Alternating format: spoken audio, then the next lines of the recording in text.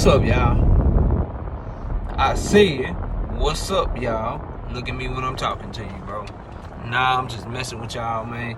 This your boy Knockout Boxing 86 TV, and we in here. So check this out. Before we get going on our video, smash the like button, subscribe to the channel if you're new here, share the video, turn on your notifications, and don't forget that I go live Monday, Wednesday, and Thursday night at 7:30 p.m. Central Time. You can also catch us live every Sunday morning with the Singing OG KQKC Boxing Network, Sunday mornings, 9 a.m. Central Standard Time. And please join the channel for access to exclusive content. And also, drop super thanks and super chats when you come by the live streams and the videos to help support the channel. More support we have, more time we get to spend dropping content for y'all. And, you know, the TKO debate series, man. Y'all hit me up if y'all want to debate or you want to have me host a debate, man.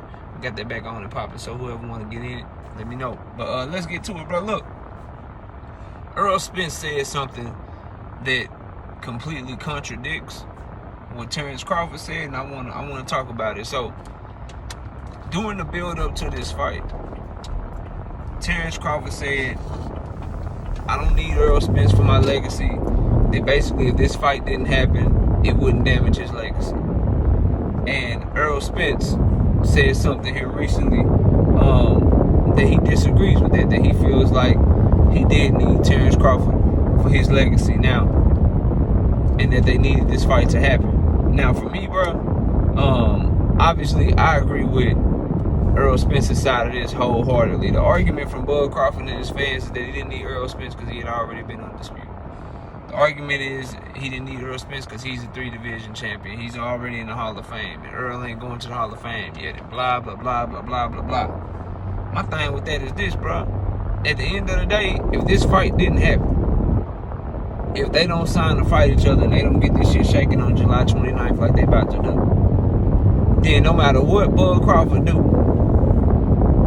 when he go into the barbershop, when he retire and he 50 years old, whatever it is, bro, he was gonna always get asked about Errol Spence, and vice versa.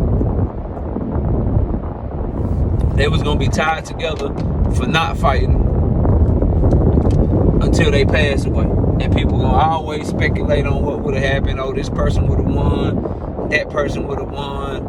Why did he duck him? Oh no, this person was the duck. History was gonna remember this as the super fight that never happened, and you don't want to go down in history as that. You'd rather have this fight and lose because that enhances your legacy. That's better than not fighting and nobody ever knowing, and people gotta speculate for the whole rest of the history of boxing and shit. So I agree with Errol Spence, bro. If we never got this fight, it don't matter what either one of them could have went on and did, bro. It does not matter. Bud could go to 154 and become a 4-division champion. Bud could drop the belts and Earl could fight somebody else for undisputed at 147 and become undisputed, then go up to 154 and be champion. It doesn't matter what either of them would have accomplished without fighting each other. That question would have always been asked. Earl could have pulled up, going to get some hay for his ranch and shit to feed his horses, and somebody would have saw him and recognized him. He's 40, 45 years old. Hey, man, what happened with you and Bud Crawford? What happened with you and Bud Crawford? Why y'all didn't never fight? What's going on? Like, that shit would have haunted them, and people would have been asking them about that shit for the rest of their lives. So I don't agree with Bud Crawford. I will say, again, bro, if we breaking this shit down to the fibers, if we breaking this shit down to the minutia, really breaking down the fight, you can't help but ask, or I can't help but ask at least, if this shit get tough, like I think this is gonna be a tough war of a fight for however long it lasts. Do those thoughts start creeping back in your head if you Bud Crawford? I don't really need this shit.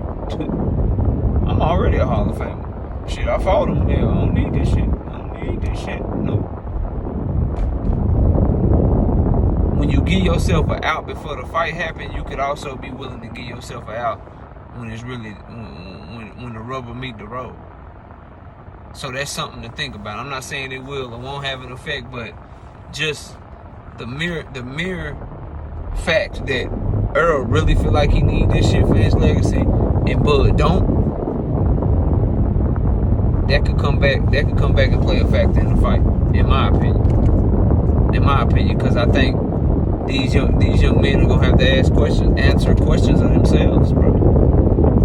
They're gonna have to answer questions of themselves. How bad do you really want this? Are you willing to go through what you need to go through in order to get this victory tonight? Because this dude that's in front of you ain't finna fold like that. This dude that's in front of you is gonna put on a fight. So are you willing to go through what you need to go through to get your hand raised at the end of this month? Or are you gonna be like, shit, they gotta pay me. I'm over here, my eye closing up, face bloody, my ribs hurt. I can't hardly move. I ain't got no choice but to sit down and fight. Am I gonna fold my tent up and go home? Because I'm already a Hall of Famer. Or I already got it on my legacy. I ain't really need it, but you know, like shit like that, bro. People do funny things when shit get tough, man. And I can't wait to see how this shit play out. But I just thought I thought that was worth mentioning. That I seen the comments from Errol Spence where he was like, if this fight didn't happen, it would have hurt my legacy. Shows that he understood what fans are asking of him. He understands what it means to go down in history as a great. And if you gonna have your name tied to somebody, you need to have that shit tied to them, and you have competed against them so people can know who the best is and shit. Like the four kings, bro. Hearns and Leonard, yeah, they did great things outside of each other. But if they never fought, bro, people be like, yeah, but you know, what you think would have happened between them two? So every time Ray Leonard and Tommy Hearns get in front of somebody, bro, they probably get asked about that shit if that fight never happened. Same with Hearns and Hagler, or Hagler and Leonard. Like, people would always ask that question, bro. And you don't want to have no unfinished shit on your resume. You don't want to be up here looking like you didn't go for your legacy the way that you should have, bro. You don't want to do that shit to yourself, man. You don't. So I'm glad that the fight is happening, but I gotta say, bro, and this ain't just because I'm an Errol Spence fan, I feel like both of these fighters need each other, and I've been saying that, bro. People will be like, oh, well, they rich without each other, so technically they don't need each other. Man, get that weak ass shit, bro. They need each other to be the very best of themselves that they can be. Without them fighting each other, bro, they got nothing. Without them fighting each other,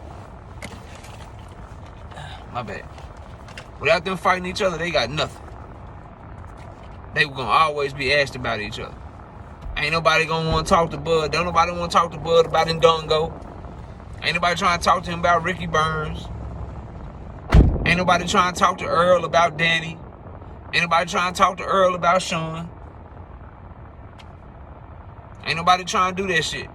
Everybody trying to talk about Earl and Bud, bro. So they had to fight, and I'm glad that they are doing this shit, and I agree. They needed this shit for their legacy, bro. But y'all let me know what y'all think, man. Did they not need each other? Bud always said he ain't need Earl for his legacy. Earl said he did need Bud for his legacy. Who y'all agree with? I think they needed each other, bro, and I'm so glad that they getting it cracking and shit. About 4 weeks, 3.5, 4 weeks, man. We gonna see what's up. But y'all let me know what y'all think. Comment below, smash the like button, subscribe to the channel. Share the video, turn on your notifications. Don't forget we live Monday, Wednesday, and Thursday night. See y'all soon, man. Peace out.